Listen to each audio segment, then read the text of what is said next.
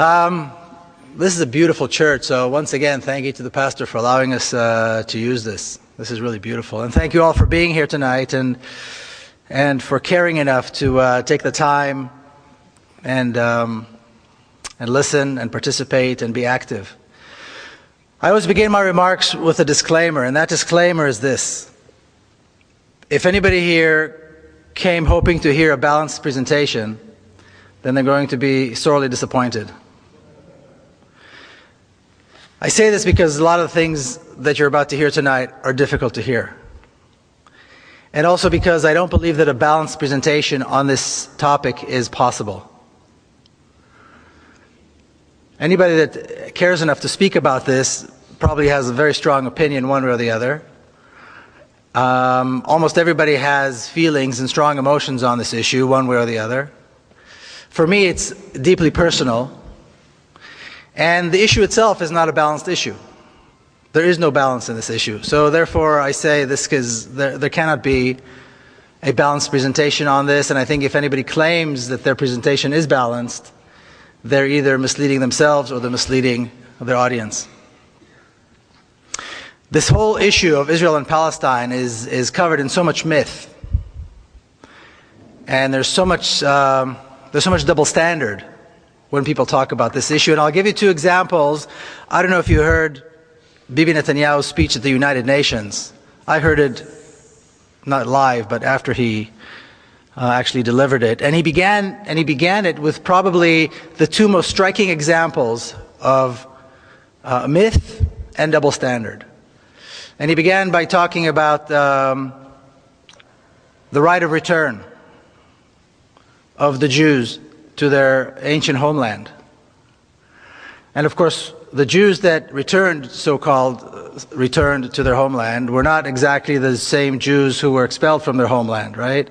Because these were expelled a couple of thousand years before that. These were not their descendants either, because this has been a very long time. So these are people, the people that actually came back, so to speak, are people that claim some kind of a heritage, some kind of a connection, a relationship to the ancient Hebrews. And they claimed that they had the right to return to their homeland, and this is what Zionism was about, and this was accepted by the world as the right. They had the right to return. Now, if we talk about the right of return of one nation, you'd expect that there would be, if we accept it as a principle, then you'd expect that we'd accept it in general, across the board. Yet when people talk about the right of return of Palestinians to their homeland, suddenly a red line comes up and everybody says, no, we can't talk about the right of return of the Palestinians. This has to be taken off the table. This is not negotiable. The right of return of the Palestinians is not acceptable. What's interesting about that is that the right of return of the Palestinians, quite often we talk about the actual people who had to leave their homes. And if they had already passed away, then we're talking about their direct descendants. People who still have the keys and the deeds to their homes, and quite often can go to the very spot where a village existed, where today there might be a highway, and will point out the mosque, and will point out the well, and will point out the door to their home. Yet they do not enjoy the right to return. So obviously, this is a double standard of immense proportions.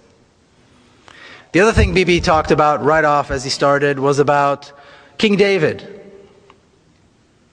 who reigned some 3,000 years ago, and here we are today as his descendants. What's interesting is, besides the fact that there is no historical evidence that King David ever existed, outside the Bible, which of course is not a historical document, and Israeli archaeologists have all but turned up the entire country to find proof that he ever existed. Today, as we speak, an entire town, an entire community is being kicked out of their homes and forced into exile through violence in order to prove that King David existed in a place called Silwan. It's a community of 50,000 people right outside the walls of the old city of Jerusalem. Yet the world sees nothing wrong with this. American money is poured into this project to build what is called the new city of David. an archaeological park, and a community of 50,000 Palestinians has to be terrorized in order to leave. Their homes are being destroyed in order to make this point. This fictional, mythical connection between the ancient kingdom of King David and today's Israel. So these are just two examples. And it was interesting that Bibi Netanyahu decided to kick off his speech at the United Nations with these two things. But what I'd like to do today is just begin with a little bit of history. And if you go ahead, hit the first slide. Thank you. People talk about the fact that this conflict, the conflict in the Holy Land, the conflict between Israelis and Palestinians has been around for so long that it's really not something anybody can ever solve. It's been going on for thousands of years. People have been killing each other there forever. This is not true. And a good place to start, if we're going to talk about how this conflict began, a good place to start would be on the 29th of November, 1947. The day that the United Nations accepted the resolution to partition Palestine into a Jewish state and an Arab state. And this ridiculous map is what they came up with. Now, when you look at this map, before you even hear about the details, before we even touch on the details of this map, just by looking at it, it's unbelievable that anybody expected that this would work. And of course, this didn't even last one day. In 1947, there were two communities living parallel lives. We had the Jewish community that numbered about 500,000, maybe a little bit less than 500,000, that were expecting and hoping to become a state.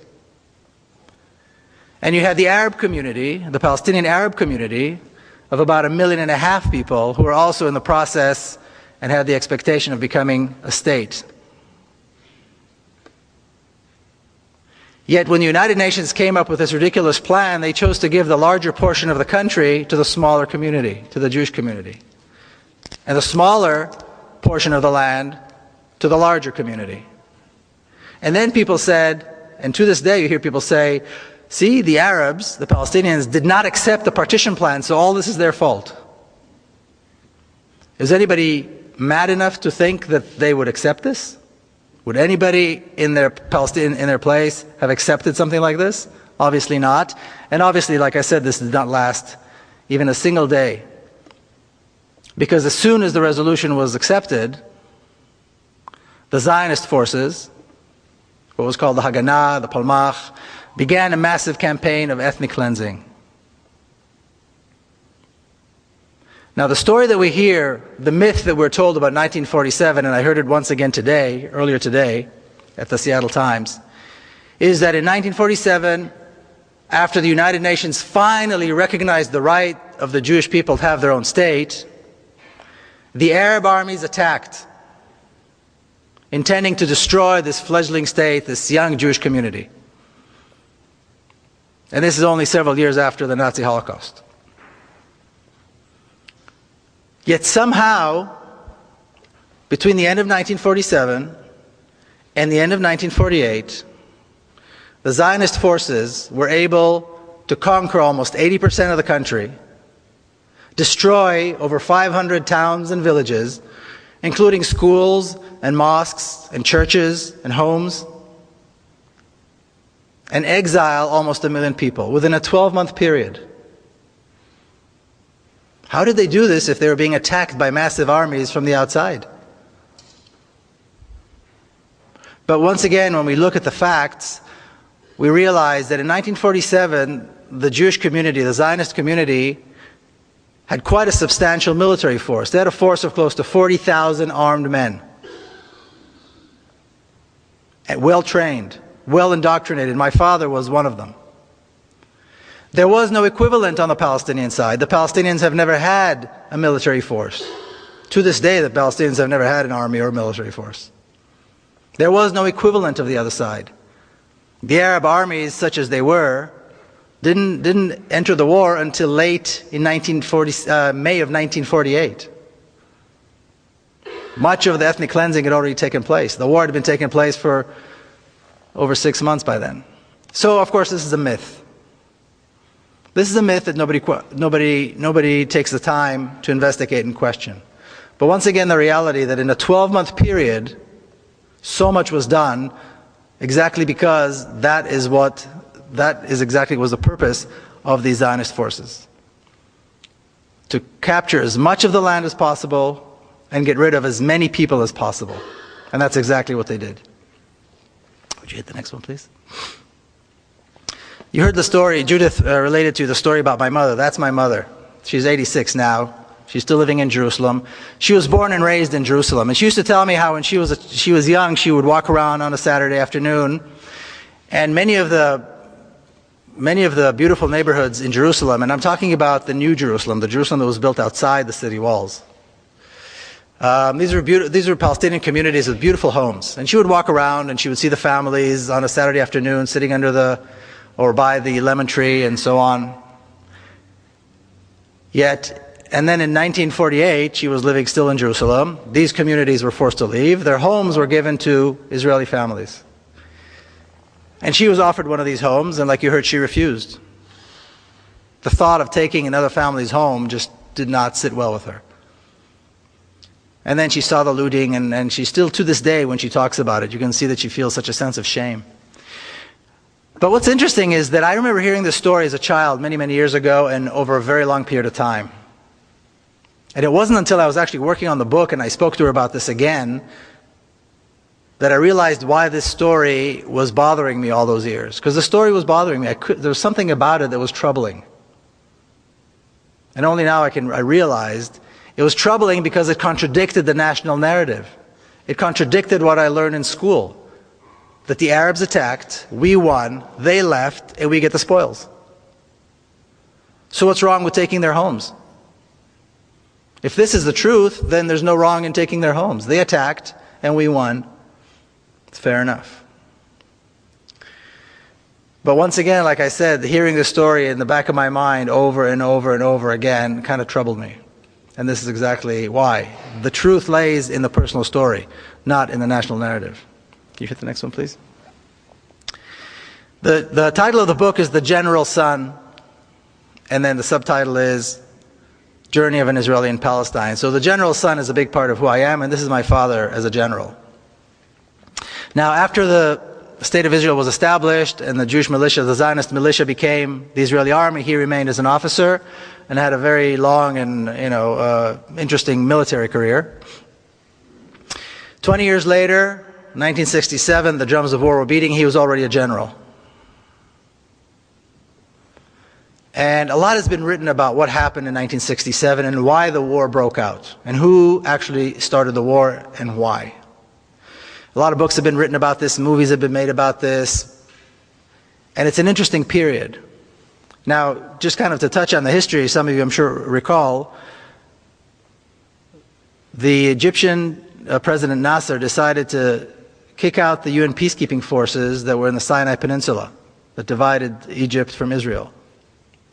And he entered against the ceasefire agreement that existed between the countries. He entered Egyptian troops into the Sinai Peninsula. The generals saw this as a cause for war, as a legitimate cause for war. And they pushed for war. The Israeli cabinet, however, was not, they were hesitant. They were not so eager to start a war. And this tug of war began between these two groups. It was a very interesting difference between these two groups because the cabinet members were older. They were in their late 60s, early 70s, most of them. They were born in exile. They came with this whole baggage of exile, of pogroms. And this is only 25 years after the Holocaust, and they carried all this, and they were worried that a war might lead to another Holocaust. The generals, however, were in their early 40s. Almost all of them were born in Palestine. Almost all of them were members of the Zionist militia in 1948. And they were what I like to call the new Jew that the Zionists wanted to create. Full of testosterone and very assertive and willing and ready to fight. And they created the Israeli army. Well, they wanted to fight. They saw an opportunity to start another war. Now, the myth that we're told about this, or the story I should say that we're told about the 1967 war, is that once again Israel was attacked by 3 massive armies intending to destroy it. And once again, miraculously, somehow, we, the Israelis, prevailed. Because we're smarter and because we're better trained and we're more motivated, and as we heard now recently, we're somehow culturally superior as well, perhaps. Who knows? But all of these reasons, for all these reasons, we prevailed and we defeated the Arab armies. Once again, when I was working on the book, I decided to go into the Israeli army archives to learn about my father's career. Like I said, he had a very, very interesting military career. And I was interested particularly in reading the minutes of the meetings of the generals leading up to the 1967 war. Now, once again, a lot has been written about those meetings. So I wasn't expecting to find anything new, because I'd read everything that was out there. But as soon as I began reading, I saw something that I'd not seen anywhere else. My father says this, and several of the other generals say this, in their attempt to convince the cabinet to start the war. And that is that the Egyptian army is not prepared for war, and therefore we must attack now. In fact, they said the Egyptian army needs at least 1.5 to 2 years before it will be prepared for war. So we have a tremendous opportunity now to once again, this will be the 3rd time, to destroy the Egyptian army. And the fact that the Egyptian army brought their troops into Sinai and closer to us, closer to Israel, only makes it easier for us to destroy them. Not only are they not talking about an existential threat, they're not talking about any threat. They're talking about an opportunity, a military opportunity to once again defeat the Egyptian army. So once again, the myth fizzles away. The generals, of course, won the day. The government gave them the okay to start a preemptive strike against Egypt. The Egyptian army was decimated in a couple of days. The Sinai Peninsula was conquered once again. The Gaza Strip was conquered. And the generals wanted more. The generals wanted more. They wanted the West Bank, which was a sore spot for them because in 1948 they wanted to take it. They were young commanders in 1948, and they wanted the West Bank then. But for political reasons, Israel decided not to take it. Well, here was their opportunity, and they took the West Bank. And they'd wanted the Golan Heights for a long time too, because it's high up above the Galilee, and there's lots of water there, and they took that as well. And there was a lot of ambition too. The generals, the northern commander wanted the Golan Heights, the central commander wanted, they all wanted the laurels of victory. They had no doubt that they were going to be victorious. In 6 days, the Israeli army defeated and destroyed 3 Arab armies, conquered the West Bank, the Golan Heights, the Sinai Peninsula, the Gaza Strip, killed over 15,000 Arab soldiers, at a loss of 700 soldiers to the Israeli army. 15,000 to 700, that's quite a ratio. And all this was done in 6 days as Arab armies were attacking them. Also attacked the USS Liberty and killed 34 True. 171 Americans. True. That's another one of those stories that nobody talks about, the USS Liberty, that's right. So, again, the myth fizzles away once you actually take a look at the facts. Now, my father did something very interesting. After the war was over, at the very first meeting of the generals, the very first weekly meeting, he stood up and he said, now we have an opportunity to solve the Palestinian question. We can now offer the Palestinians a state in the West Bank and Gaza. If we do this, this will be the first Arab state with which Israel will have a peace agreement. It'll be a bridge for peace agreements with the other Arab countries, since Palestine, of course, was always a central issue. And we can go on living, being the democratic Jewish state that we want it to be. And as he was saying this, a massive settlement project and an ethnic cleansing project began in the West Bank. Hundreds of thousands were thrown out. Towns and villages and cities were destroyed, and new towns were being built. And highways, and so on, and infrastructure to bring Israelis into the West Bank. Just as Israel had done after 1948, destroying Palestinian towns and villages, changing the names and building towns and villages for Israelis, the same thing was done in the West Bank after 1967. For Israel, this meant the job was done. In essence, what they did was they erased Palestine off the map. I always like to show this picture. This is the victory lap. These are all the generals standing after the war, young, victorious. And in the center is Zalman Shazar, who is the president of the state of Israel. Israel has a president as kind of a symbolic figure, somebody who used to be something important in his lifetime. And you see the old generation and the new generation.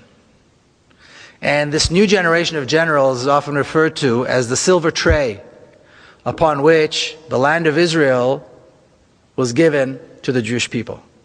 Because from that point on, the entire land of Israel was under Jewish control for the first time after 2,000 years and only 25 years after the Holocaust. Historically, from a Zionist perspective, this is unbelievable, unprecedented. But in fact, this is what they did. Palestine was erased completely from the map, and Israel was in completely over the entire map. This was the objective, this was the name of the game. Erasing Palestine, getting rid of the people, and de-Arabizing the country. De-Arabizing the country is what was left to do. That's why when people talk about the possibility of Israel somehow giving up the West Bank for a Palestinian state, if it wasn't so sad, it would be funny. It shows a complete misunderstanding of the objective of Zionism and the Jewish state, and the Zionist state. Because conquering the land was the first objective. Getting rid of the people, and then de-Arabizing. And when I say de-Arabizing the country, this country has a 1,500-year-old history of Arab and Muslim rule. It was an Arab and a Muslim country more than it was anything else in history. So that has to be destroyed. Monuments have to be destroyed. Names have to be changed. The history has to be rewritten to connect once again King David to today's Israel. And completely disregard the fact that this is in fact an Arab country. That it is in fact in the center of the Arab world.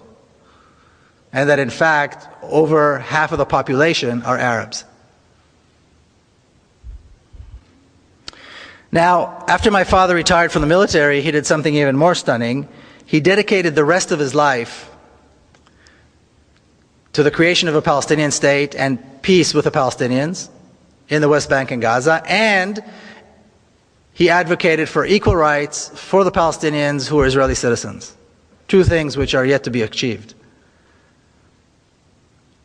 Now, in the mid-1970s, the Palestinian leadership, the PLO,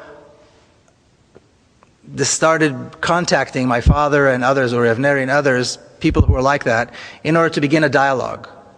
And that is really when the notion of the two-state solution was put together. These were Yasser Arafat's top people, his advisors and his ambassadors and so on. In this picture is my father with Dr. Issam Sartawi, who was the Palestinian ambassador, the PLO ambassador to Paris. He was later killed in 1983. And this dialogue went on between official representatives of the PLO, and on the Israeli side, these were renegades. These are people who used to hold, high office of one kind or another, and they were Zionist Israelis. But the Israeli government refused to take part in any of this. Only in 1993 did the Israeli government agree to finally begin negotiating with the Palestinians. What happened? What changed? Well, what changed was they accomplished their mission of making the conquest of the West Bank irreversible. By 1993, the Israeli government knew for certain that a Palestinian state could not be established in the West Bank. The settlements were there, billions were invested. The entire Jordan River Valley was settled with villages and kibbutzim and things like that. There were major cities already built in the West Bank. Entire East Jerusalem was taken over by Israel. There was no place anymore for a Palestinian state to be established. And that is when Israel said, okay, we will begin negotiations. So they allowed Arafat to come, misleading him into thinking that they were really intending to make peace, and basically trying to force him to sign an agreement that would complete his surrender.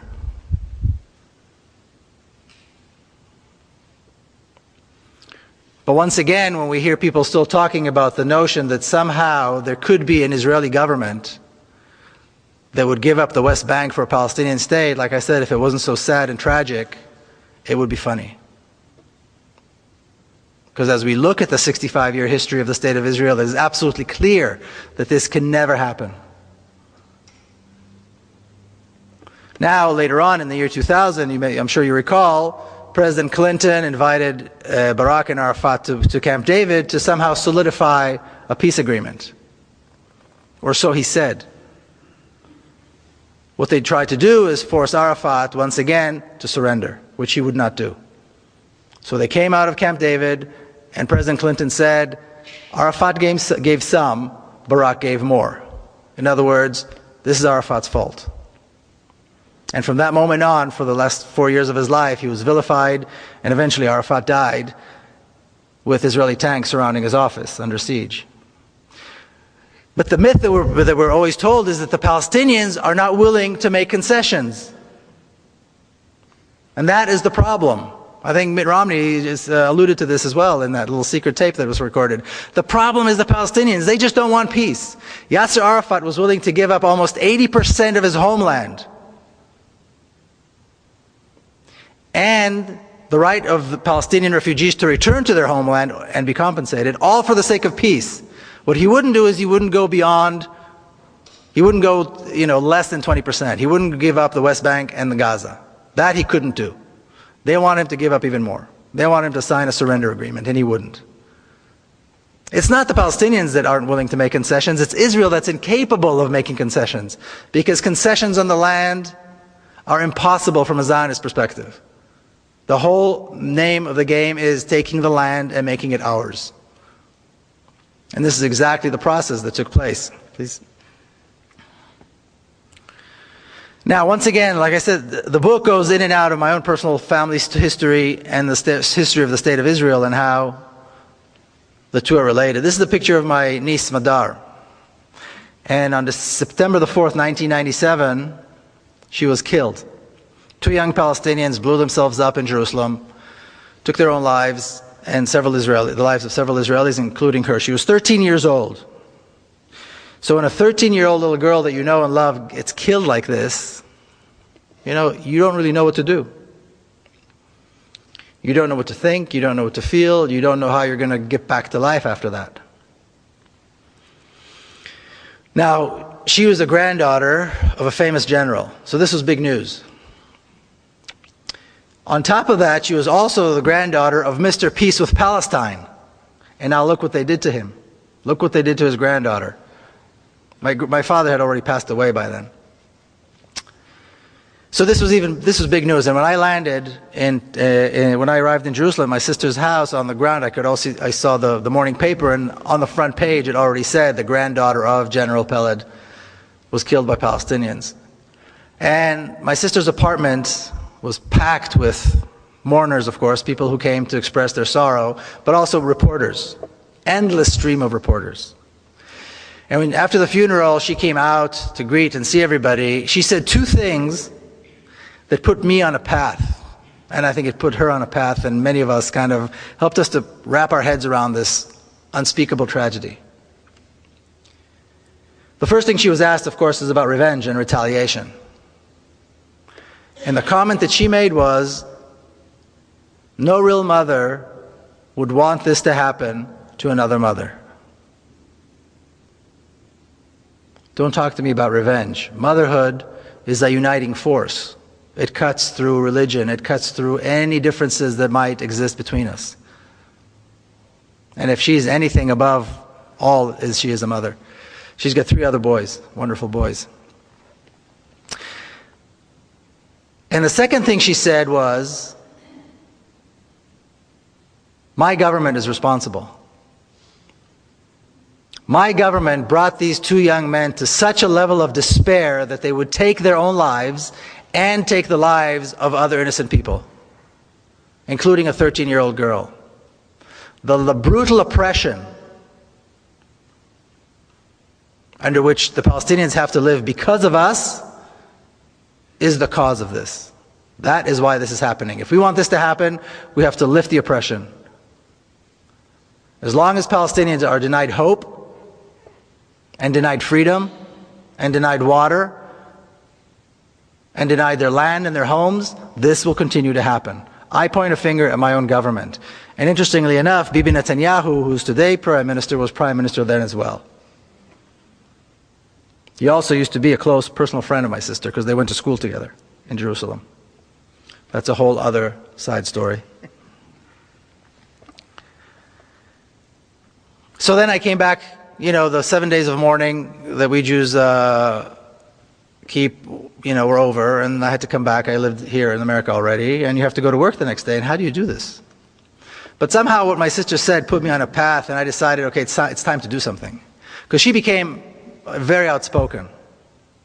And her husband, Rami, became very outspoken, as some of you, I think, know, some of you have heard him here, about the need for reconciliation and the need to allow the Palestinians their rights and freedoms. I was lucky enough that in San Diego I met a group of people. It was a Jewish-Palestinian dialogue group. It took me some time to find them, and it took me some time to understand what I was going to do. And what was interesting was, I was 39 years old. I was here in the United States. And that was the very first time I ever met Palestinians. I grew up in Jerusalem. I was born and raised in Jerusalem, a mixed city. The first time I ever sat with Palestinians in a normal setting as completely equal people was here in the United States. Because even though Jerusalem is, so-called united and so on, it's completely segregated. So an Israeli boy does not meet Palestinians. I mean, you might see them doing landscaping or, washing dishes. And then I began hearing all these stories that I'd never heard before. This was a dialogue group, so it was not about, accusing or arguing. Everybody told their story. And I'm sitting with Palestinians and they're telling me about forced exile and about massacres and all these things that we don't do. We Israelis don't do these things. We're a moral people, we're a moral army, we've made mistakes, we're not perfect, but basically we don't do these things. And my good fortune was that I was around a group of people, mostly Palestinians, who helped me go through this transformation. It's like learning, it's like having your teeth pulled out without anesthesia. It's so painful. You suddenly learn that everything you know is not true. And coming from my background with my family history, that was very painful. But they were very gracious and very generous in the way they kind of led me through this. And I'm forever grateful to that Palestinian community in San Diego for, carrying me along. It took several years. The way now I talk about it like it was easy, but it was very difficult and it took a very long time. And then I became active. And then I started visiting Palestinian communities inside Israel, and I would visit the West Bank, and I began learning more and more about the issue. Would you hit the next one, please? And as I traveled to the West Bank, I would see this. If you've been to Kalandia or any of the major checkpoints, you see the sign. It's about the size of one of these walls. It's a massive sign. And as you can see, it's white letters over a red background, which usually means danger.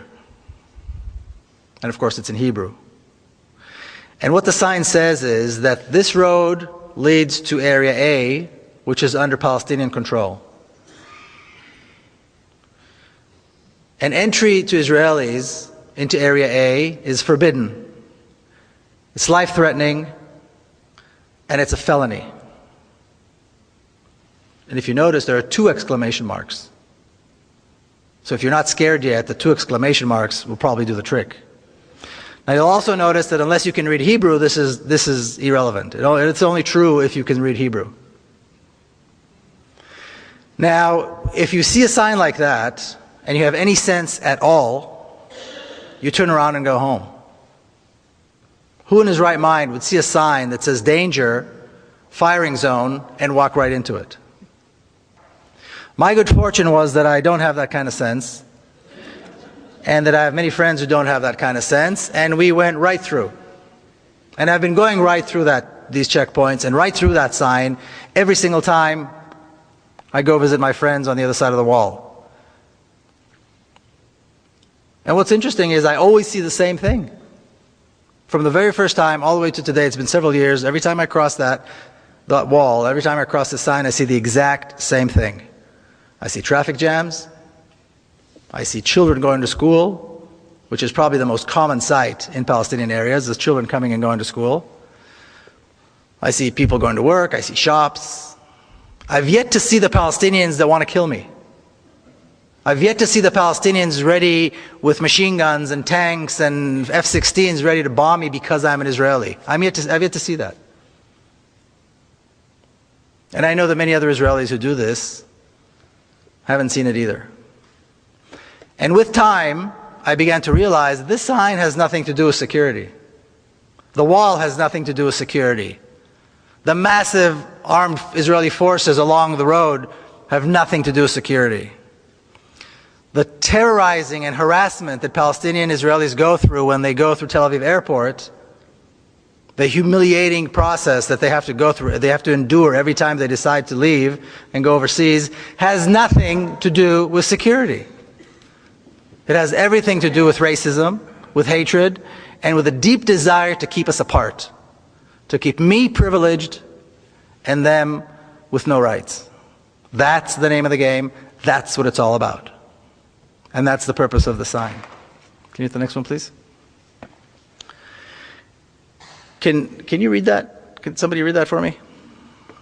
United Nations Resolution 3013 from 1973 states, the struggles of peoples under colonial and alien domination and racist regimes for the implementation of their right to self-determination and independence is legitimate and in full accordance with the principles of international law. Legitimate and in full accordance with the principle of international law.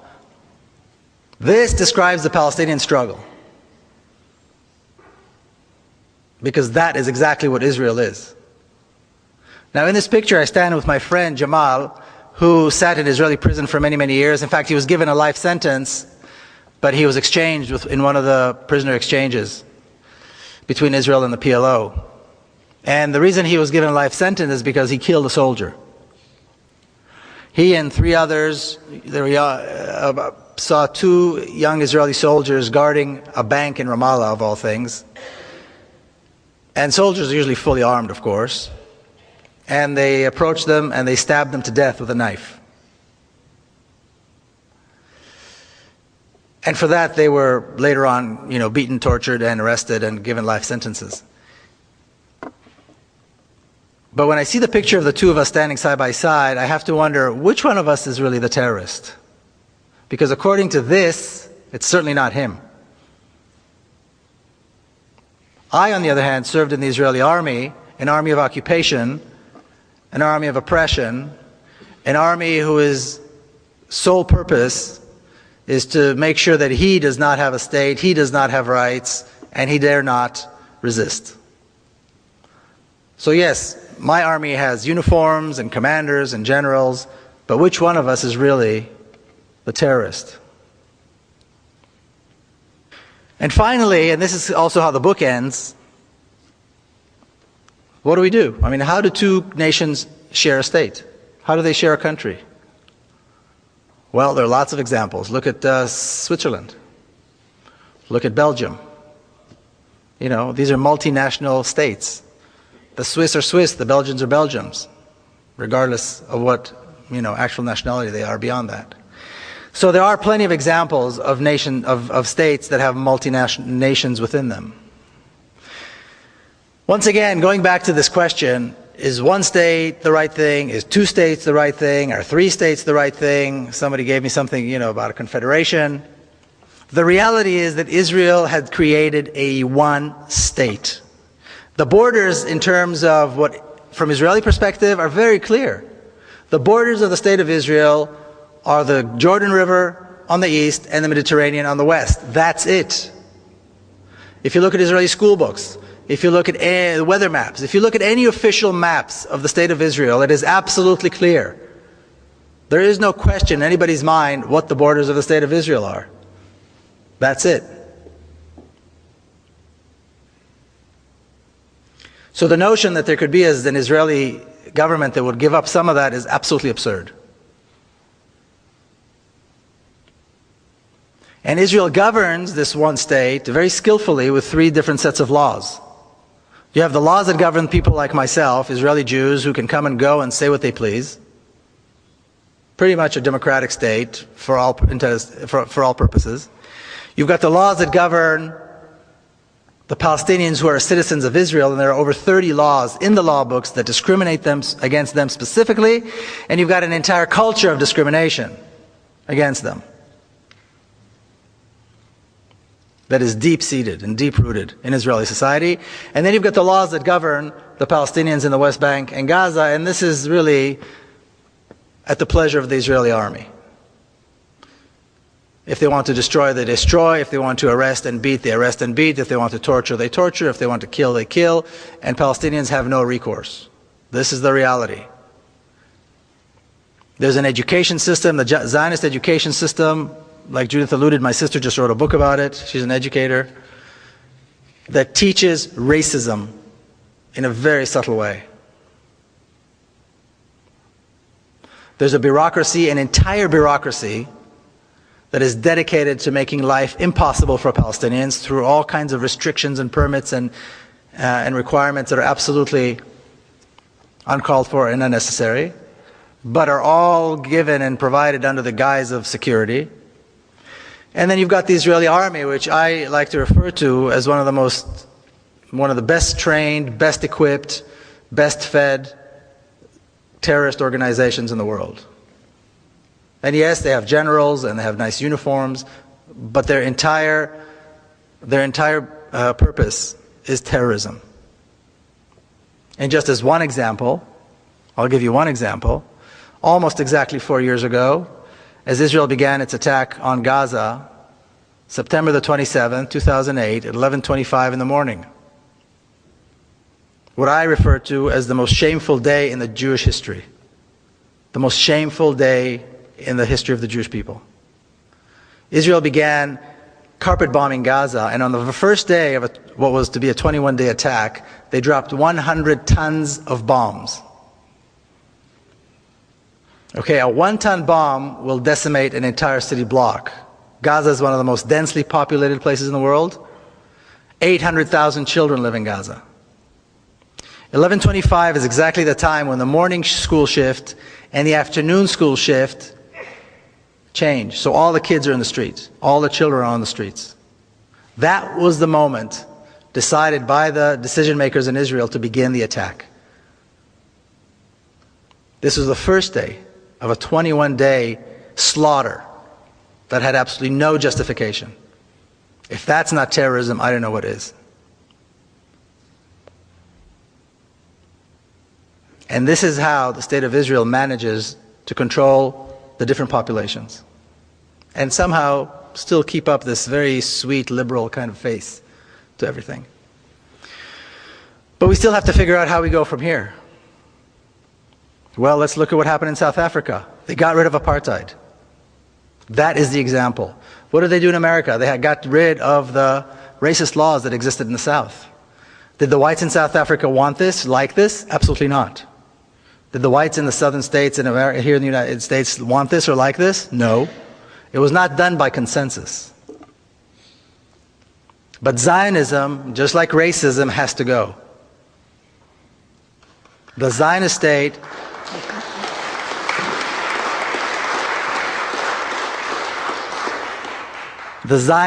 has to be replaced with a democracy. Equal rights. We have 5.5 million Palestinians, about 6.5 million Israelis. There's absolutely no reason in the world why they can't live together as equals. Now, often when Jewish people hear this, especially if they support Zionism and support the state of Israel, they go, see, you're talking about genocide. You're talking about another Holocaust. That's just an excuse. There's no reason to assume this is going to be violent. There's no reason for a transfer of power to be violent. Evil dictatorships can be, and evil regimes can be replaced by democracies without violence. It's happened before. There's no reason why it won't happen again. I just heard this thing today about the vast differences between Israelis and Palestinians, cultural differences, the cultural superiority of the Israelis. I've never heard such nonsense in my life. The two societies could not be more similar. Their languages are similar. Their religions are similar. More than half Israelis, more than half of all Israelis are descendants of people who came from the Middle East. They're descendants of Arab Jews who came from Iraq, who came from North Africa, who came from Yemen. Arab culture is part of who they are. When Baghdad was being bombed, you had old Arab Jews from Baghdad in Israel crying that their city is being bombed. There are no differences. And the likelihood of both populations seeing their common cause and seeing their common goals as outweighing any differences that might exist between them is far greater than anything else. And then young Palestinians and young Israelis can grow up and have a future and live in a real democracy and do great things, because this is a beautiful country. And it's got a lot of possibilities. So the name of the game has to be democracy and equal rights, not anything else. All right, thank you all very much. The first one was, is the sale and purchase of land a viable function, and does it follow the rule of law? I'm assuming that means for Palestinians. And then, does Israel use the right of eminent domain, or is the land seized with no legal process? How strong is the opposition within Israel to what appears to be an impending attack on Iran by Israel? That's 3 questions, okay? Let's do one more. One more, okay. Is Bibi really serious about attacking Iran, or is this a sideshow in order to avoid dealing with the Palestinians? Okay. I'm saying I'm no legal expert, so I don't really know about this eminent domain and sale of land and so on. So I'm not sure how to. I will say this, and I don't know if it answers the question or not, but in Israel, the land is all owned by the state. So in essence, there's no private property. When you buy land, you're actually leasing it from the state. So, and every 49 years, you have to lease it again for either 49 years or 99 years. That's kind of how that works. So what they try to do, like after 1948, they passed a law that meant that all of the absentee property is the property of the people who were thrown out and then left as absentees, they're absent somehow. The law passed that made it permissible for the state to take over the land. Then they passed another law that made it illegal for the Palestinian refugees to return and claim their land. So that's how that works. I don't know if that answers the question, but like I said, I'm no legal scholar. Is there opposition in Israel to an attack? You know, and is Bibi serious about the attack? The whole Iran issue, in my opinion anyway, is a smokescreen. It was designed very cleverly, and it's used very cleverly by Netanyahu and his government to shift everybody's attention from Palestine to some other fictional threat. And it's been very successful. I mean, the United Nations General Assembly, nobody talked about Palestine. You know, everything was about Iran, the threat on Iran, attack Iran, the bomb Iran, don't bomb Iran. Thousands of political prisoners in violation of international law sit in Israeli prisons. Palestinian children get less water than Israeli children Palestinians are kicked off their homes and their land is being taken and their towns are being destroyed every single day. People are being killed, shot and killed in nonviolent protests in the West Bank every single week. How can you talk about this nonsense, though, when there's a threat of an the Iranian nuclear threat? And they managed to manipulate this. So I don't think he's serious. I think he would be politically insane to let go of this wonderful card. As long as he can keep talking about an Iranian threat, people are not going to talk about Palestine. What's the point of attacking Iran? What will that give him? Politically, it gives him nothing. Militarily, it gives him nothing, because there is no threat. And then he's going to have a problem. This way, he's got this issue. He's had it for several years, and I don't think he'll give it up. So I don't think he's serious about it. That's not to say that there is no possibility that something might happen, but I can't imagine that he would do that. And you know, people in Israel are basically scared. I mean, what do people know? People know what they read, what they hear in the paper. Every day, the headline, somebody says something about Iran. The defense minister decided to say, just a few weeks ago, and the defense minister goes back and forth, supporting it and being against it, and supporting it and being against it. And so a few weeks ago, there was a headline saying, quoting him as saying, that the blade that rests on our necks now is even sharper and more dangerous than the threat of 1967. So my first reaction was, he should read my book. But you know, anybody that's knowledgeable knows that there was no threat in 1967, but they want to create this tension they bring back that tension of 1967 where people are actually afraid. Israelis in 1967 were scared to death. The generals didn't let on that this was going to be a very easy war. You know, people were actually afraid that there would be another Holocaust. And they're creating this fear again so that they can continue to talk about this threat. So I don't think it's a real threat, and I don't think Bibi would attack, because it's too good of a political card to give up. More questions? Yeah. Okay. Do you think a one-state solution will work, given that 60 to 70% of Israeli Jews and Israeli Arabs and Palestinians do not favor a one-state solution? How do you make this happen? That's one question, okay? Okay. Well, and the second one is similar, so I won't read it. Where did this land-grabbing, this is a biggie, racist Zionist philosophy come from? And where did the suicide bomber phenomenon come from? And Whoa, let me write this down. and how could you live your whole life in Israel, serve in the military, and not see what you now see? Oh, easy. Okay. Is that three good ones? Yeah, that's good. Okay. Yeah. Well, I don't know that such a large number of Palestinians don't want this two-state solution. I talk to a lot of Palestinians, and I haven't done any statistics, but a lot of Palestinians that I talk to realize and see no problem with it. So I don't think there's going to be that big of an opposition on the Palestinian side to this at all. There will be opposition, of course, on the Israeli side, because when you're privileged, you don't want to give up your privileges. You know, we, the Israeli Jews, are privileged in this society.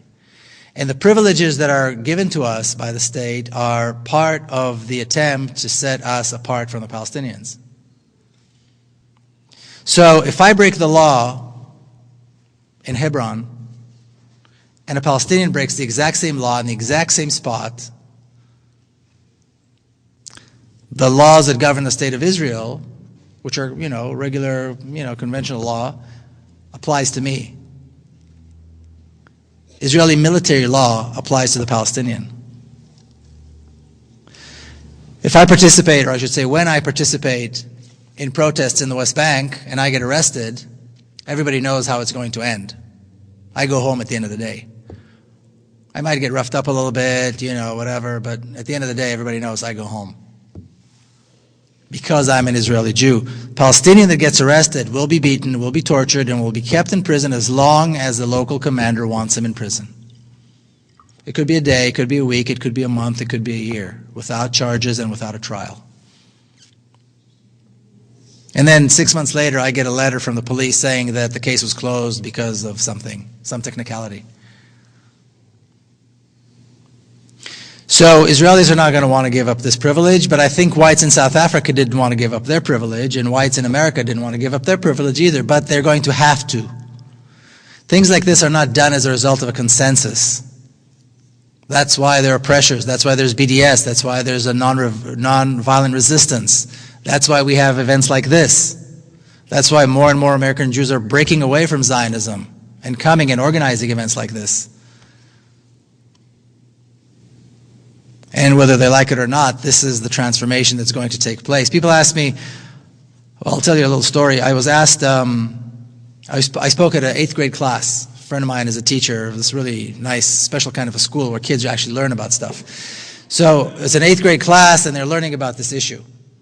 And they've been learning about it for a few weeks, and they wanted me to come and speak. And they took a poll among themselves asking how many of them think there will be a solution in their lifetime. A peaceful solution in their lifetime. These are 8th graders. They're 13 years old. 80% said no. So when I came to speak, I said, well, let's see if I can't change your mind. Because it's all a question of what you know. And I explained to them about the similarities about the societies and all the possibilities that exist once the state of Israel is transformed into a democracy. If I didn't think this was possible in my lifetime, I wouldn't be doing this. If I wasn't completely confident that this is actually going to happen, I wouldn't be doing this. So Israelis aren't going to like it, but they don't need to like it. That's kind of the way these things are. But I think Palestinians, the impression that I have, and I'm there a lot, is that Palestinians actually do favor this. Okay, there's two questions here. One is about where did Zionist philosophy come from? Well, in the turn of the 19th century, there was, this nationalism rose, and all these little groups decided that they were going to become nations. And my grandparents were part of that. They were Jews, and they were in Eastern Europe, and they suffered from pogroms, and they suffered from all kinds of discrimination and racism against Jews and anti-Semitism, and they thought, well, maybe this is a good idea. And when Zionism began, there was a whole scope of Zionisms. There were Zionists that believe in a democracy and that Jews and Arabs would live together. They didn't, in their wildest dreams, imagine that they would kick out people from their homes. And then there were other Zionists who later on became the mainstream Zionists, led by people like Ben Gurion, who was Israel's first prime minister, that were radical, racist, and violent. And they won the day. And they gave the tone, and that's why Zionism is what it is today. Racist, violent, militant, and non-compromising. But that tone was given by Ben Gurion and people around him. So that's where that came from.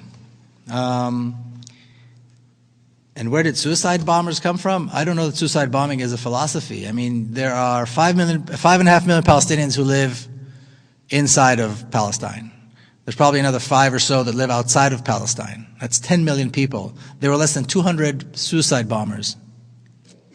So it's not like, there's a rash, there's some kind of a madness of suicide bombers among Palestinians. Let's put things in perspective.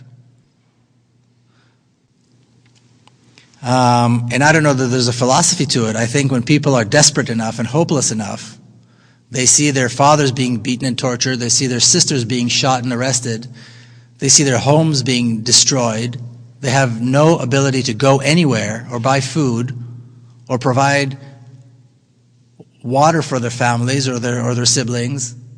And they see this massive army that is relentlessly oppressing them and beating them. If there's no hope, there's no hope. So we do what we can, But I think if we actually look at how many people actually did this, and I don't know a single Palestinian, and I know a lot of Palestinians, that thinks this was a good thing or supports it. So I think it's important to put the suicide bombing thing in proportion. Yeah. Okay, I have 4 cards here that all kind of deal with something, so it's not really 3 questions. I'll just give you a whole series of topics. Are you saying that nothing will change unless there are changes in American policies and public opinion? What can we do in our U.S. communities to support a single democratic state in Israel? Hold on, slow down. Slow How down. do we counter? Hold on. This is all part. Well, it's Yeah, all. but I gotta, Oh, you got to get them. Okay. So nothing will change unless something changes in the U.S. What can we do? Yeah. What can we do? No, Are you that's saying better. that nothing will change unless America? Okay. And what can we do in our communities to support a single democratic state Okay. and to counter? No, what? That's fine. Oh, yeah, Go he on. wanted me to read them. I tried. Go on. Go on. How do we counter the influence of AIPAC and other Jewish organizations over U.S. policies? Okay. And how do we convince Americans, I assume, who speak against Israeli policies to fight the false accusation of anti-Semitism? And what do you see as the U.S. collusion with the current Zionist project? And who's actually calling the shots historically, the Zionist movement or the U.S. government and big business? Those are all related. Okay. Wow. That's a lot of questions. Okay. Well, nothing's going to change until a lot of things change. I think, closer? Okay. I think nothing's going to change until a lot of things change. So things have to change in this country, certainly, and they are changing in this country. Like I said, I'm going to be speaking right now. I'm booked through Thanksgiving, pretty much straight through. More than half of the events that I'm invited to speak at are organized by American Jews. So I see a very big change in what's perceived to be, American Jewry. It's no longer this blind admiration for AIPAC and for Israel and for the whole Zionist thing. Jews are looking at the state of Israel and they say, well, this does not represent us. This is not what we stand for. Thousands of political prisoners, torture, discrimination. This is not what American Jews stand for. So more and more American Jews are moving away from Zionism, and I think that's a very good thing. So that's changing already. I also think that, certainly the United Methodist, the Presbyterian churches are doing a lot of work on this issue. And they're making big strides, and they're bringing about big changes. And I think the more Americans see Jewish people criticize Israel, the more non-Jewish people will feel comfortable. And this anti-Semitic thing, people ask me this all the time. They say, well, look, you can say this because you are you, but when we say it, they call us anti-Semitic. And my reply to that is, fine. I mean, they call me a self-hating Jew. I just got something that said I was a self-hating Jew or that I hate Jews or something. Fine, I'll take that. Now, let's talk about something else. Can you explain to me why Palestinian children get no water? Well, can you explain to me how you justify dropping 100 tons of bombs on children? Can you explain to me throwing people out of their homes and making them homeless? Can you explain to me yanking kids out of their beds at 2 o'clock in the morning, throwing them in prison and torturing them? Can you explain all this to me? Perhaps I'm anti-Semitic. Now you explain all this to me. What does that make you? And this has to be the conversation. Calling people anti-Semitic is a very weak weapon. It's a very weak tool. It's all they've got. But when you actually look at it, it's completely meaningless. Because they do not have an answer for all those other questions. And that has to be the issue. They're the ones who have to explain. Not anybody, not you, not us. You have nothing to explain. These are legitimate questions. You supported, you danced, you celebrated when Israel was dropping hundreds of tons on bombs on 800,000 children. They were locked up in Gaza and had nowhere to go. You supported this. I'm anti-Semitic? What does that make you? You support a country that deliberately prevents children from access to water. Not to mention food and medicine and education and a home and freedom. You support that. What does that make you? How can you support this? This has to be the conversation. And I'm not suggesting it's an easy thing to do, but I am suggesting that this is how you counter AIPAC. And that's what you do here in the U.S. Because these are the conversations that these are the best excuses, these are the best thing AIPAC can come up with. They're talking about transforming Israel as anti-Semitism, and it's calling for genocide. Who's talking about genocide? I haven't heard anybody suggest genocide. Of all the people that I've heard, and I've heard a lot of people talk about this transition, changing Israel from a Zionist state to a democracy. I've heard many people talk about, Ilan Pape who talks about it, many people talk about this. None of them, not a single one of them, would support a violent transition. Not one would support violence. And violence is not needed.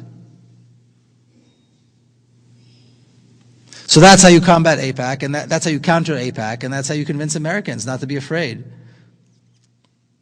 Like I said, I'm not suggesting it's easy. When somebody comes back with his anti-Semitism thing, then people, pull back and they're afraid. And I can understand that. It's very hurtful. At the same time, there's a bigger issue here. So this may hurt our feelings for 5 seconds, but, let's continue the conversation. And that's what has to happen, and that's how you take over this AIPAC nonsense. The collision with Zionism is inevitable. Was it collision or collusion? Huh? Oh, collusion, I'm sorry. Well, I think it's temporary. It's temporary. I mean, America does, politicians in America do what they have to do in order to get elected. Being pro-Zionist is part of what you have to do in America if you want a political career. Either you're the president or a council member of, my city, Coronado. I mean, they're not even, it's kind of a part-time job. That's the name of the game. That's the price of doing business. So I think the president cares more about health care than about Israel. So he's going to give money to Israel so they shut up and he can pass health care reform. This is how it is. This is politics in America. And that's why a second Obama term is not going to make any change. It's not going to be different on this issue. Because he doesn't care enough and because, why bother? He's got nothing to gain. But it's going to start from the bottom. And once there's a lot going on, it's like I said to somebody earlier, it's like Vietnam. When American people decided enough is enough, Congress said enough, and the president said enough, and that was it. And Americans were out of Vietnam. But it takes that kind of a movement. And right now, it's true that on this issue, Israel calls the shots.